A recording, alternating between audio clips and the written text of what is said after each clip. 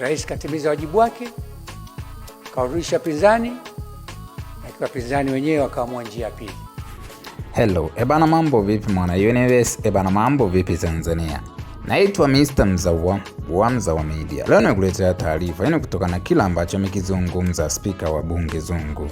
Amezungumza vitu vingi sana. Hii amezungumza akiwa nje ya bunge. Mara kadhaa tumezoea kumuona spika wa bunge akiongea akiwa bungeni mambo yote yanayohusu nchi ambayo ni Jamhuri ya Muungano wa Tanzania.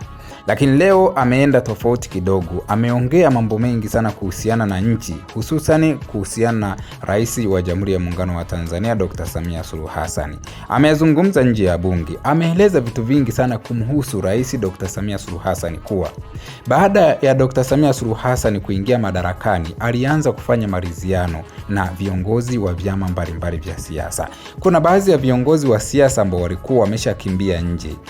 Walikuwa wameshakimbia nchi, yani walikuwa nje ya nchi. Alianza kwa kuwarudisha nchini na aliwaita kwamba warudi waje wafanye maridhiano ili waweze kuendelea na mambo yao kama kawaida. Harakati zote za kisiasa ziliendelea vizuri baada ya Dr. Samia Suluhu Hassan kuingia madarakani. Haya yote aliyafanya baada ya yeye kuingia madarakani, kwani ilionyesha kwamba wengi walikimbia nchi kwenye uongozi wa hayati John Pombe Joseph Magufuli. Baada ya wao kukimbia, basi Rais Dr. Samia Suluhu Hassan alikuja akawarudisha nchini ili waendelee na shughuli zao za kisiasa. Siku zilienda, miaka ikasogea. Baada ya hapo kuna mambo ambayo yalijitokeza kuhusiana na vyama vya upinzani. Viongozi baada ya kuruhusiwa na kuendelea na kampeni zao pamoja na mikutano ya hadhara ya kisiasa yalianza kufanyika. Vitu vyote ambavyo vilikuwa vinafanyika katika mikutano ya hadhara ilikuwa ni moja kwa moja kumpinga Rais Dr. Samia Suluhu Hassan.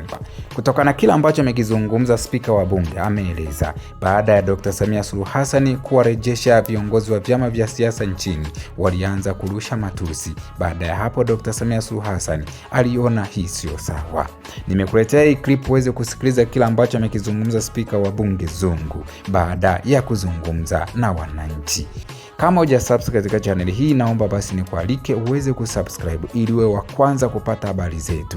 Baada ya hapo nitakuacha wazi kwenye uwanja wa comment. Kama utakuwa na maoni yoyote yale, basi nitakuacha uweze kucomment. Baada ya hapo tutakuja kupitia comment yako. Subscribe, like, share and comment. Mimi naitwa Mr. Mzawa kutoka Mzawa Media Group. Asante sana, karibu sana. Rais huyu Mama Samia daktari aliwarudisha wapinzani wote nchini, wote. Akawaambia twendeni tukajenge nchi. Baada pale, kwa nini hamjiulizi what happened? Kitu gani kilichowafanya hao walorudishwa waamue haya ambayo yanatokea? Kwa mimi naona majibu mnayo nyinyi wenyewe. No one is pointing fingers to the people who brought this distortion and this problem in Tanzania. Rais katimiza wajibu wake, kawarudisha pinzani, na kwa pinzani wenyewe wakaamua njia ya pili. That is where the problem started. Katiba inakuja, itashirikisha wananchi, utaratibu utawekwa, na kila wanachotaka wananchi watapewa.